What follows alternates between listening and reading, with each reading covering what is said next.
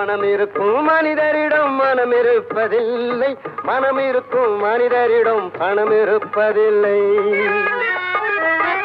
பணம் படைத்த வீட்டினிலே வந்ததெல்லாம் சொந்தம், பணம் இல்லாத மனிதருக்கு சொந்தம் எல்லாம் துன்பம். புத்தியுள்ள மனிதன் எல்லாம் வெற்றி காண்பதில்லை, வெற்றி பெற்ற மனிதன் எல்லாம் புத்திசாலி இல்லை, புத்திசாலி இல்லை.